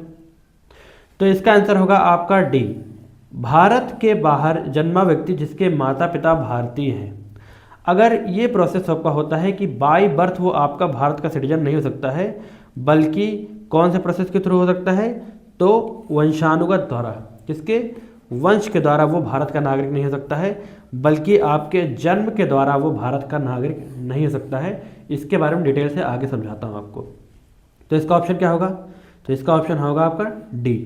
अगला क्वेश्चन है, जिसने स्वेच्छा से किसी विदेशी देश की नागरिकता प्राप्त कर ली हो उसकी भारत की नागरिकता क्या हो जाएगी, समाप्त हो जाएगी, मानी हुई हो जाएगी, निलंबित हो जाएगी या फिर अस्वीकृत हो जाएगी, क्या होगा। तो अगर किसी ने अपनी स्वेच्छा से किसी और देश की नागरिकता अगर प्राप्त कर ली है तो भारत के नागरिकता के कानून में ये प्रावधान है कि उसकी नागरिकता समाप्त हो जाएगी, मतलब कि टर्मिनेट हो जाएगी। क्या हो जाएगी, टर्मिनेट हो जाएगी। याद रखिएगा, समाप्त हो जाएगी, ठीक है, अगर किसी और देश की नागरिकता कोई ले लेता है तो। अगला क्वेश्चन है कि भारतीय संविधान का कौन सा अनुच्छेद नागरिकता से संबंधित है। कौन से अनुच्छेद है जो नागरिकता से संबंधित है, 5 से लेकर 10 के बीच में, 11 से 16, 17 से 22 या फिर 23 से 25। तो इसमें जो सेट है वो आपका है 5 से लेकर 10। वैसे तो 5 से लेकर 11 तक होते हैं, लेकिन ये इसके अंडर में आ रहा है, मतलब इस क्वेश्चन का सही आंसर होगा आपका ए ऑप्शन। 5 to 10 आपके आर्टिकल सिटीजनशिप से डील करते हैं आपके इंडियन कॉन्स्टिट्यूशन के, याद रखिएगा। लास्ट क्वेश्चन जो है वो आप अटेम्प्ट करिए, निम्नलिखित में से कौन सा भारतीय नागरिकता की समाप्ति का आधार नहीं है। कौन सा है जो आपका इनमें से भारतीय नागरिकता की समाप्ति का आधार नहीं है या फिर आपका ग्राउंड नहीं है नागरिकता को समाप्त करने का। त्याग विधि द्वारा समाप्ति या फिर आपका वंचन या फिर पंजीकरण। तो इस क्वेश्चन का सही आंसर होगा आपका डी ऑप्शन, पंजीकरण। पंजीकरण के थ्रू आप कि भारत की नागरिकता ले सकते हैं, ठीक है, रजिस्ट्रेशन की हेल्प से आप भारत की नागरिकता प्राप्त कर सकते हैं, लेकिन ये भारतीय नागरिकता को समाप्त करने का तरीका नहीं है, क्योंकि ये भारतीय नागरिकता को पाने का तरीका है। तो होपफुली आपका ये क्वेश्चन भी सही होगा। इस क्वेश्चन का सही आंसर आपका रजिस्ट्रेशन यानी कि डी ऑप्शन, पंजीकरण। तो आइए अब आपको नागरिकता से रिलेटेड जो चीज़ें हैं कुछ समझा देता हूँ, रिवीजन आपका हो जाएगा, इससे बाहर आपके पेपर में नहीं पूछा जाएगा। जो जो काम की बातें बता रहा हूँ वही याद रखिएगा। तो भारतीय नागरिकता के बारे में आपके संविधान के भाग 2 में दे रखा है, किसमें, भाग 2 में दिया है, और ये आपका अनुच्छेद नंबर 5 से 11 के बीच में आपके नागरिकता के प्रावधान आते हैं। ठीक, आपका इसके साथ साथ भारतीय नागरिकता अधिनियम 1955 बनाया गया, ठीक है, जिसमें जब ये बना था, संविधान बना था, उसमें क्या कहा था, उसमें कहा गया था कि जो आपके नागरिकता के जो प्रावधान होंगे वो समय समय पर संसद द्वारा बनाए जाएंगे। किसके द्वारा, संसद के द्वारा बनाए जाएंगे। मतलब संसद चाहे तो उस पर कानून बना सकता है किसको आपको नागरिकता देनी है, किसको नहीं देनी है, और कैसे देनी है और कब देनी है। ये संसद की जिम्मेदारी थी, उन्होंने बताया था आपके संविधान निर्माताओं ने। तो उसी हिसाब से भारत में आगे चल के भारतीय नागरिकता अधिनियम 1955 हुआ है, जिससे नागरिकता से संबंधित विस्तृत प्रावधान आपके बनाए गए हैं भारत में। तो ये आपको ईयर भी याद रखना है। उसके बाद अब नागरिकता प्राप्त करने के तरीके भारत में है 5 और नागरिकता समाप्त करने के तरीके भारत में कितने हैं, वो है 4। अब नागरिकता प्राप्त कैसे करी जा सकती है वो याद रखिएगा, जन्म के द्वारा, वंश द्वारा, कानून द्वारा, देशीकरण द्वारा या फिर आपके भारत के क्षेत्र में शामिल होने द्वारा। अब एक ही करके मतलब समझ लीजिए, कभी एग्जाम में पूछा जा सकता है तो आप लोग का क्वेश्चन सही होगा। अगर ज़्यादा डीप में जाएगा तो जरूर पूछेगा आपसे, ठीक है। अब जन्म के द्वारा जो कि आपको नागरिकता भारत की मिल सकती है, ये अनुच्छेद नंबर 5 और 6 में गिवन है। इसमें लिखा है कि भारत में जन्मे प्रत्येक व्यक्ति को नागरिकता मिलती है, कुछ अपवाद लागू हैं। मतलब कि कोई व्यक्ति है, अगर वो भारत में जन्मा है और उसके माता पिता भारतीय हैं, तो वह जन्म से ही भारत की नागरिकता उसको मिल जाती है। जैसे कि आप और मैं, हम सब भारत में जन्मे हैं, हमारे माता पिता भी भारतीय हैं, तो जन्म से हमें भारत की नागरिकता मिली है, ये पहला प्रावधान है। अगला है आपका वंशधारा। वंशधारा क्या होता है कि कोई बच्चा है जो भारत के बाहर पैदा हुआ है, लेकिन उसके माता पिता या फिर दोनों में से एक कोई भारतीय नागरिक उस समय होगा, तो वंश के द्वारा उसे भारत की नागरिकता मिल सकती है अगर वो बच्चा चाहे तो, ठीक है। 18 साल के बाद अगर वो चाहे तो भारत की नागरिकता अपनी हटा भी सकता है, लेकिन तब तक वह भारत का नागरिक माना जाएगा। उसके बाद वो उस बच्चे पे डिपेंड करेगा कि जिस देश में वो पैदा हुआ था वहाँ का नागरिक बनना चाहेगा या फिर वो भारत का नागरिक बन के रहेगा, ठीक है। ये तरीका हो गया। अगला है आपका पंजीकरण द्वारा। पंजीकरण द्वारा में क्या होता है कि भारत में कोई निवास कर रहा है कोई व्यक्ति, ठीक है, और कुछ शर्तें जो कि भारत के द्वारा रखी गई हैं, अगर उन शर्तों को वो पूरा कर लेता है, ठीक है, तो पंजीकरण के द्वारा उसको नागरिकता प्राप्त हो जाएगी भारत की। ये पंजीकरण का तरीका होता है। चौथा नेचुरलाइजेशन या फिर देशीकरण द्वारा कैसे होता है, इसमें क्या होता है कि भारत में निर्धारित अवधि तक निवास करने वाला विदेशी नागरिक निर्धारित शर्तें पूरी करने पर देशीकरण द्वारा नागरिकता प्राप्त कर लेता है भारत की। कोई विदेशी है, वह भारत में अगर निर्धारित अवधि तक वो रह रहा है, ठीक है, रह रहा है नेचुरलाइजेशन से, और साथ ही साथ उसमें कुछ स्पेशल फील्ड में अगर उसने काम किया है, जैसे कि आपकी साइंस एंड टेक्नोलॉजी में योगदान दिया है अपने भारत के इसमें क्या बोलते हैं भारत के क्षेत्र में, ठीक है, तो भारत सरकार उसे नेचुरलाइजेशन या फिर देशीकरण द्वारा उसको भारत की नागरिकता दे सकती है। ये याद रखिएगा, ये तरीका होता है। पांचवा है आपका है कि भारत में क्षेत्र में शामिल होने द्वारा। अगर मान के चलिए ये आपका भारत है, ठीक है, और भारत के बगल जो आपका है ये आपका पड़ता है बांग्लादेश। कल को अगर मतलब मान के चलिए कि बांग्लादेश अगर चाहे कि हम चलो भारत में विलय कर लेते हैं, और अगर वो भारत में विलय करता है तो बांग्लादेश के जो आपके नागरिक होंगे वो ऑटोमेटिक आपके भारत के नागरिक बन जाएंगे। यही चीज़ यहाँ लिखी गई है कि यदि कोई नया क्षेत्र भारत में शामिल होता है तो उस क्षेत्र के निवासी भारत की नागरिकता ऑटोमेटिक प्राप्त कर लेते हैं, ठीक है। तो ये 5 तरीके से हम भारत की नागरिकता प्राप्त कर सकते हैं। होपफुली आपको ये समझ आए होंगे, तरीके पूछे जाते हैं। अगला है कि नागरिकता समाप्त कैसे हो सकती है। तो नागरिकता समाप्त हो सकती है आपकी त्याग द्वारा, जिसको इंग्लिश में कहते हैं आपके रिनंसिएशन। इसमें क्या होता है कि अगर आप किसी दूसरे देश की नागरिकता अगर आप स्वेच्छा से प्राप्त कर लेते हैं तो आप भारत की नागरिकता छोड़ सकते हैं या फिर त्याग सकते हैं। तो ये त्याग का तरीका है जिसको अनुच्छेद नंबर 8 में दिया गया है। समाप्ति द्वारा टर्मिनेशन, यदि कोई व्यक्ति स्वेच्छा से किसी और देश की नागरिकता अगर ले लेता है और वह भारत की नागरिकता नहीं छोड़ता है तो उसकी नागरिकता आपकी समाप्त कर दी जाती है भारत के द्वारा। क्यों? क्योंकि हमारे देश में एकल नागरिकता का प्रावधान है। एकल नागरिकता का मतलब कि हम एक ही देश के नागरिक एक समय पर हो सकते हैं। ड्यूल सिटीजनशिप का, द्वैध नागरिकता का प्रावधान हमारे भारत में नहीं है। जैसे कि अलग अलग देशों में होता है, लेकिन ये हमारे देश में नहीं है। हम एक ही देश के नागरिक हो सकते हैं, वो भारत के। अगर किसी और देश के हुए तो हमको भारत की नागरिकता छोड़नी पड़ेगी या फिर हमारी छुड़वा दी जाएगी, ठीक। तो ये दोनों तरीके हैं।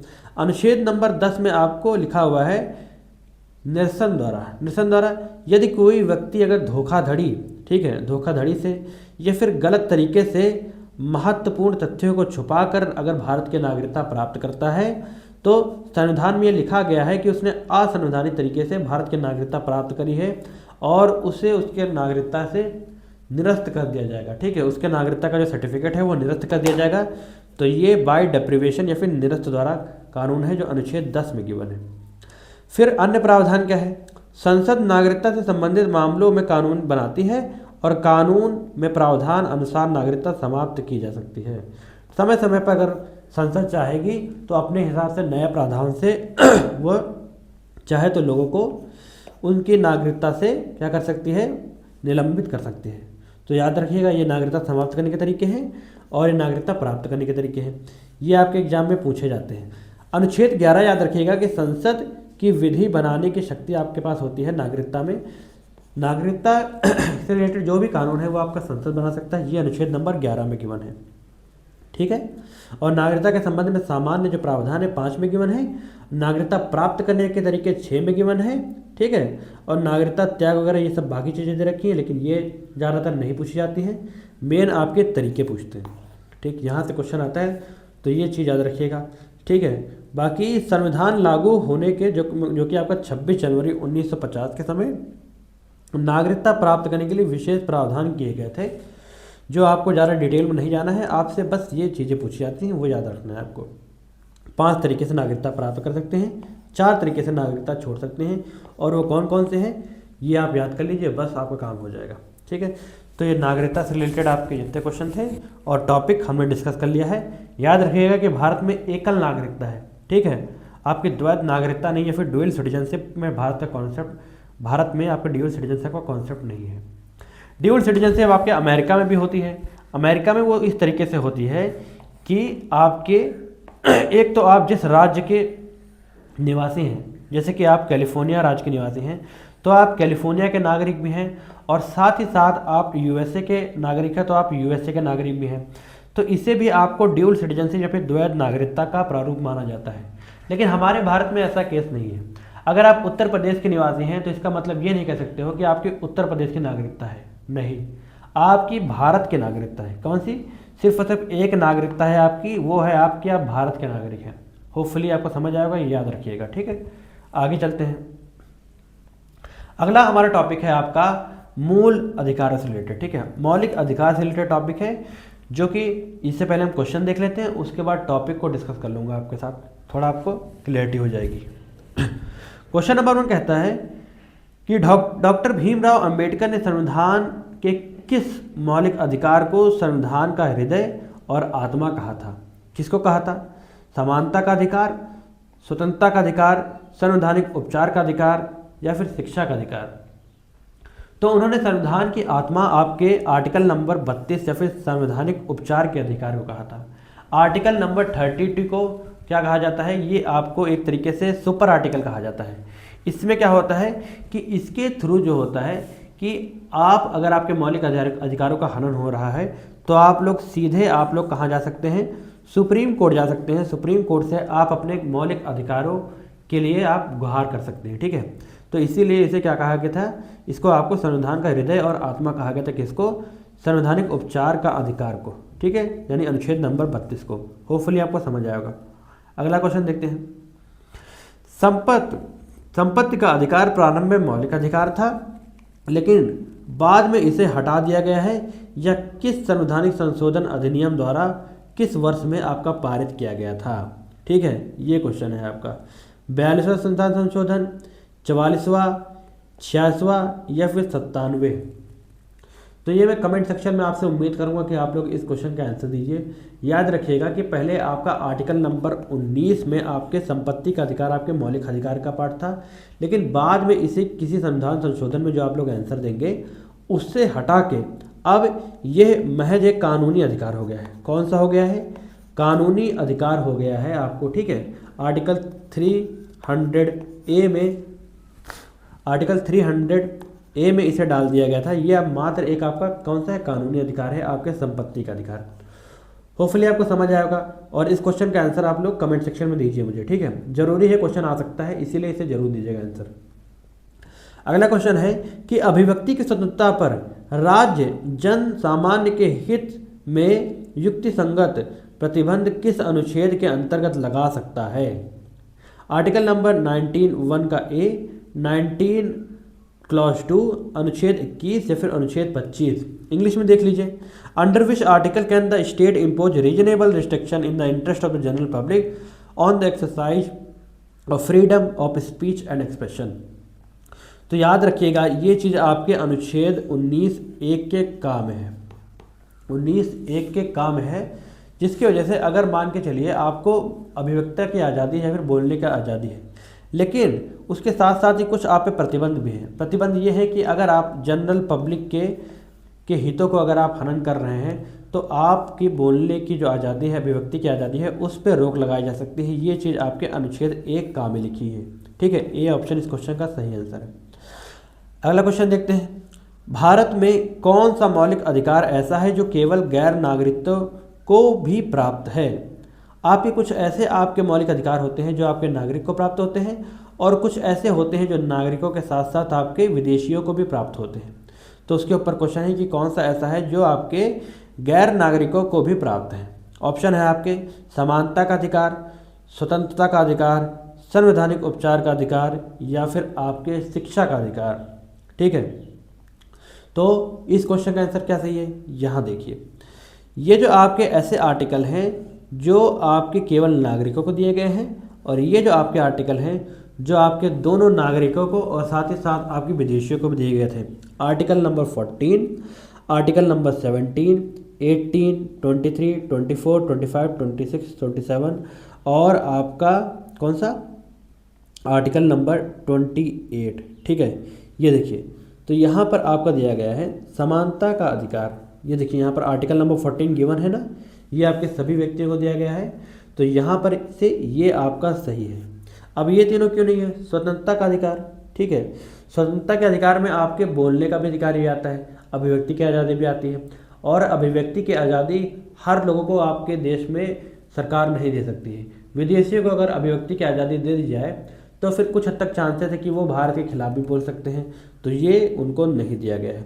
ऐसे ही संवैधानिक उपचार का अधिकार भी लिमिटेड है आपका, शिक्षा का अधिकार भी है, इसमें भी आपका लिमिटेड है। कुछ आपके जो रिजर्वेशन वगैरह से का प्रावधान है ये सिर्फ भारतीयों को दिए गए हैं। ठीक है, तो होपफुली आपको क्वेश्चन ये समझ आया होगा। ठीक है, अगले क्वेश्चन की ओर चलते हैं।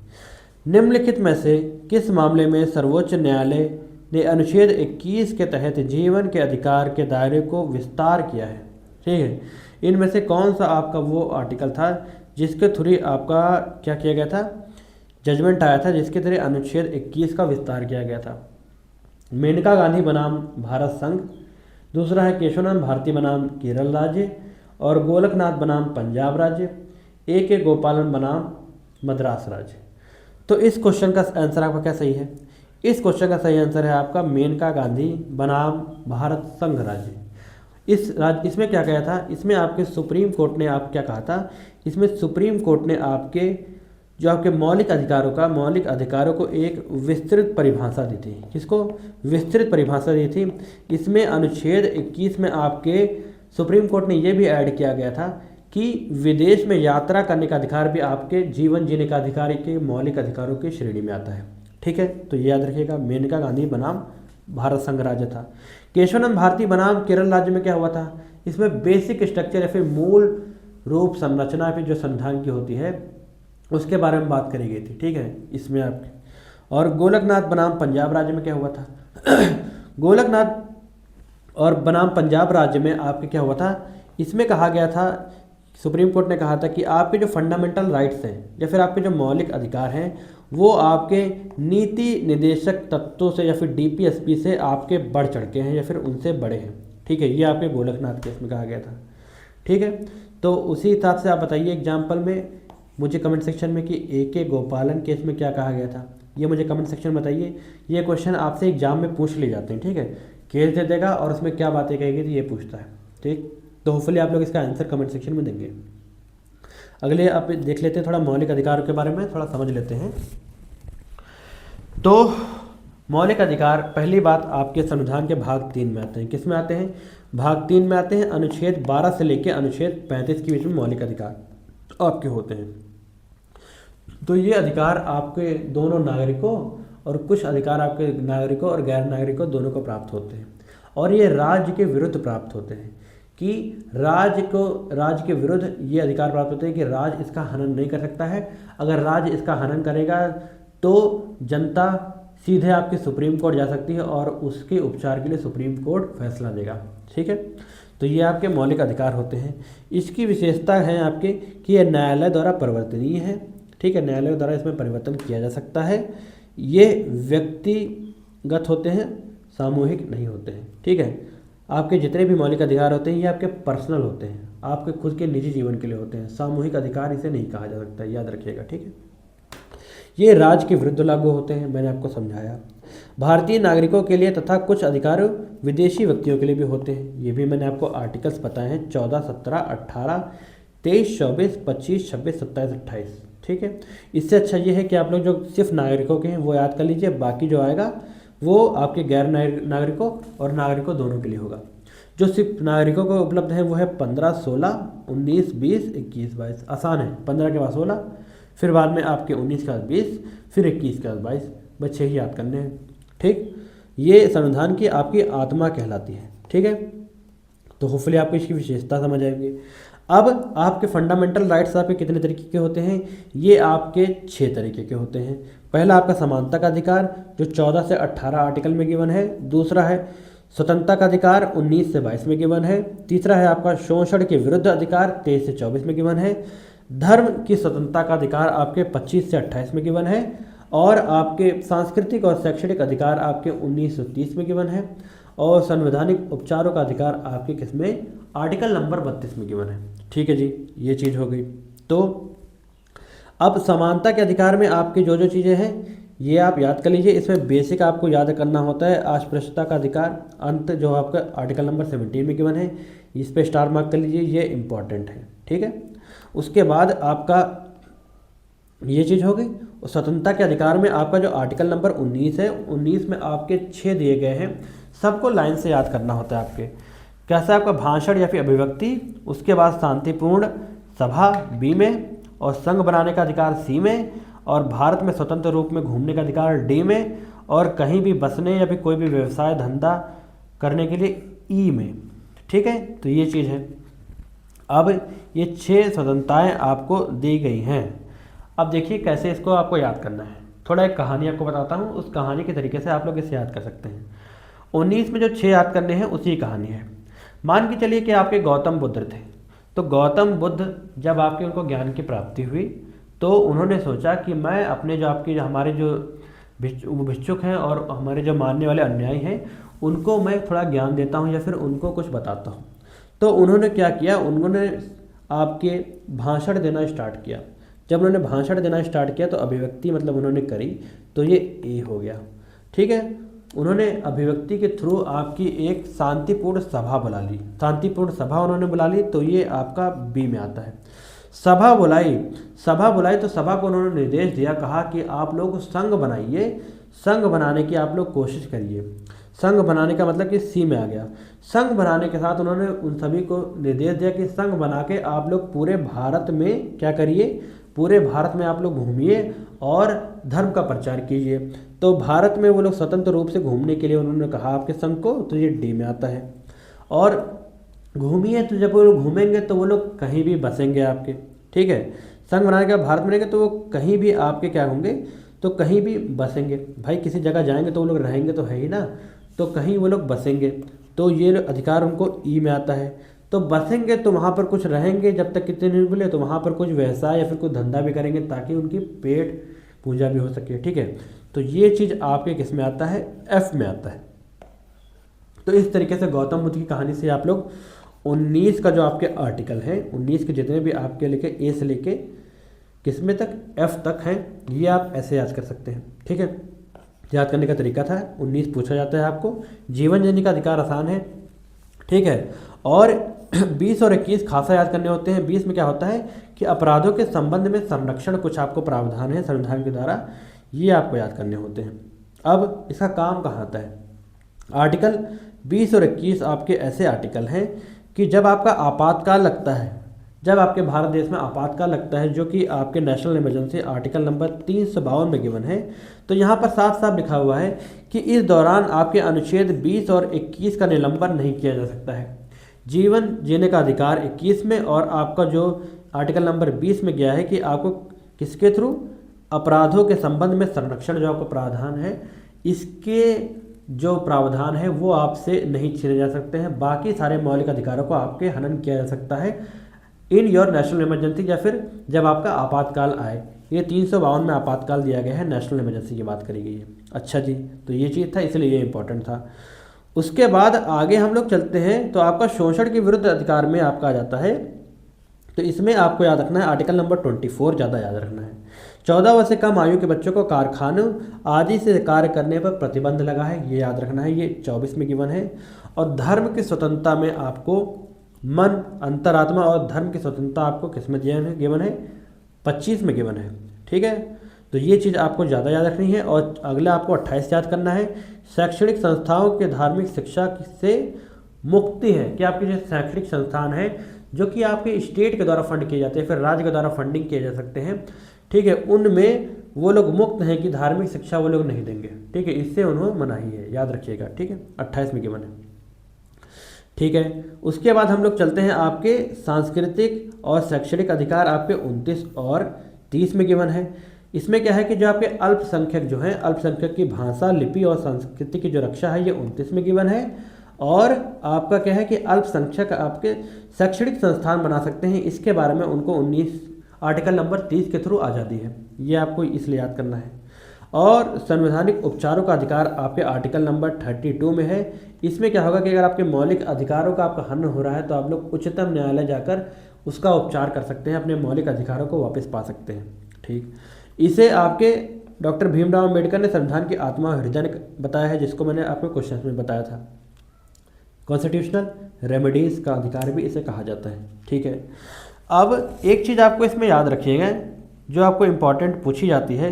केशवरन भारती बनाम केरल राज्य 1973 का मामला है, जिसमें संविधान की मूल संरचना का सिद्धांत आपका आया था। ये कानून, ये आपसे जो निर्णय है, आपका न्यायिक निर्णय है, ये पूछ लिया जाता है। ठीक है, तो इसे थोड़ा याद रखिए, कोशिश कीजिएगा।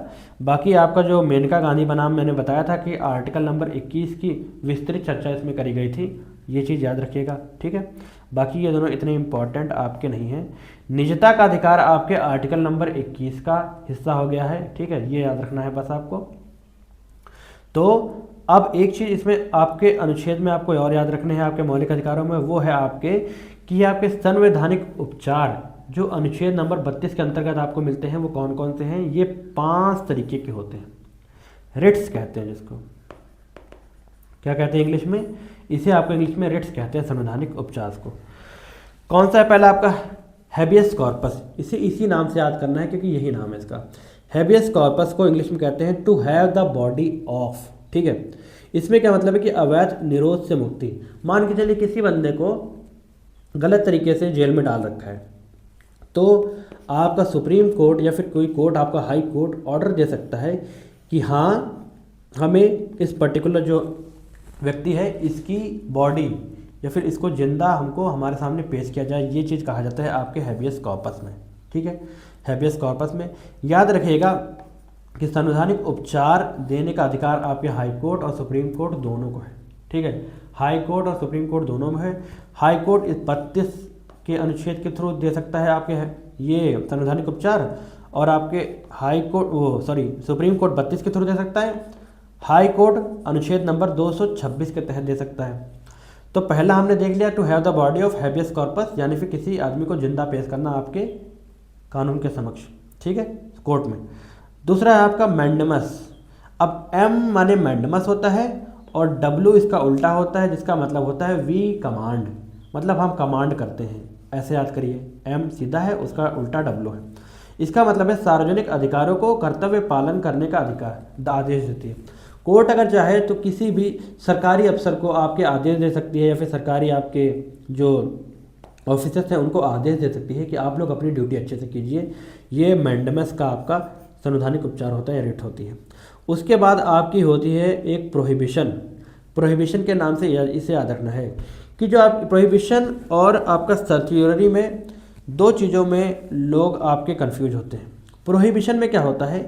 प्रोहिबिशन में क्या होता है कि निचली अदालतों को आपके उच्चतम न्यायालय या फिर आपके हाई कोर्ट आपके आदेश देते हैं कि आप लोग इस जो आप केस लड़ रहे हैं ये आपके अधिकार क्षेत्र से बाहर है। इसका मतलब है कि आप लोग इस पे अब कोई निर्णय नहीं दे पाएंगे। ठीक है, इस पे कोई निर्णय आपको नहीं देना होगा, ये केस आप हमें सौंप दीजिए, ये आपके प्रोहिबिशन का अधिकार होता है। और सर्टियोररी में क्या होता है कि निचली अदालत के आदेश पे क्या होता है कि उन्होंने जो आपके जो केस का जो वर्डिक्ट दी थी, केस का जो भी उसने फैसला दिया है, वो अगर उच्चतम न्यायालय या फिर हाई कोर्ट आपका कह दे निचली अदालतों को, तो उसे वो निरस्त करना पड़ेगा, उसको वो निरस्त करना पड़ेगा। यहाँ पर प्रोहिबिशन में वो सुनवाई ही नहीं कर सकते हैं, लेकिन यहाँ पर अगर उन्होंने सुनवाई करी है तो उसके जो फैसले आए हैं उसको निरस्त करना पड़ेगा। ये चीज़ सर्टियोररी में है, प्रोहिबिशन में कि आप सुनवाई कर ही नहीं सकते हैं, ये चीज़ है। और क्यू वारंटो माने क्यों हिंदी का मतलब भी होता है इसमें क्यों, है ना, बाय व्हाट अथॉरिटी, कि भाई आप लोग यहाँ पर क्यों हो, तो क्यों से आप ऐसे याद कर लीजिए, किसी पद पर अवैध रूप से बैठे व्यक्ति से पद खाली कराना। उसे पूछा जा सकता है कि आप लोग इस पद पे अवैध तरीके से बैठे हैं, तो क्यों बैठे हैं, आप लोग इसे खाली करिए। तो ये क्यों वारंटो आप ऐसे याद कर सकते हैं। तो ये 5 तरीके की आपकी रिट्स होती हैं या फिर संवैधानिक उपचार होते हैं जो आपके एग्जाम में पूछे जाते हैं, तो ये याद करना जरूरी है, जिसकी वजह से आपका एग्जाम अच्छे तरीके से हो पाए। तो ये मौलिक अधिकारों में इतनी सारी चीज़ें आपकी जानने के लिए होती हैं। तो इसी तरीके से हमने आज कुछ इंपॉर्टेंट टॉपिक आपके कवर किए हैं और उससे रिलेटेड हमने कुछ क्वेश्चंस भी आपके डिस्कस किए हैं। होपफुली आपको समझ आया होगा, ठीक है। तो इस क्वेश्चंस जितने भी करे हैं और साथ ही साथ जो मैंने टॉपिक पढ़ाया है उसकी PDF पाने के लिए आप लोग डिस्क्रिप्शन बॉक्स में जाके टेलीग्राम ग्रुप का जो लिंक होगा, टेलीग्राम ग्रुप का जो नाम है आपके एग्ज़ाम मोड यूपी सर्च करेंगे तो वो आ जाएगा। वहाँ पर मैं क्या करूँगा कि इसकी PDF डाल दूँगा, आप लोग डाउनलोड करके उसको रिवाइज कर सकते हैं। इसके बाद में सेकंड पार्ट भी आपके मैराथन का लेके आऊँगा पॉलिटी का, जिसमें हम लोग राष्ट्रपति, उपराष्ट्रपति, governor, supreme court, high court, ये सारी चीज़ें आपकी देख लेंगे उसमें, ठीक है। जिसकी वजह से आपका पूरी तरीके से पॉलिटी का सब्जेक्ट कवर हो जाएगा आपके उत्तर प्रदेश लेखपाल पेपर के लिए, ठीक है। तो अगर आपको ये वीडियो दोस्तों अच्छी लगी हो तो इस वीडियो को जरूर लाइक कीजिए, और चैनल पर नए हैं तो चैनल को जरूर सब्सक्राइब कीजिए, और अपने दोस्तों के साथ ये जरूर शेयर कीजिए ताकि उनका भी भला हो सके। तो अगर आपको ये वीडियो अच्छी लग रही है तो प्लीज़ दोस्तों मुझे ज़रूर सपोर्ट कीजिए। और ऐसे ही आप चैनल पे मैंने आपकी अर्थव्यवस्था से रिलेटेड 2 वीडियो डाली हैं, जिससे आपके एग्जाम में क्वेश्चन गारंटी आएगा। तो वो दोनों वीडियो आधे घंटे की, वो भी देख लीजिए, आपके 2 क्वेश्चन आपके वहाँ से कवर हो जाएंगे, और यहाँ से आपके पॉलिटी के मतलब भर के क्वेश्चन यहाँ से भी कवर हो जाएंगे। अब मिलते हैं नेक्स्ट वीडियो में, तब तक के लिए जय हिंद, जय भारत।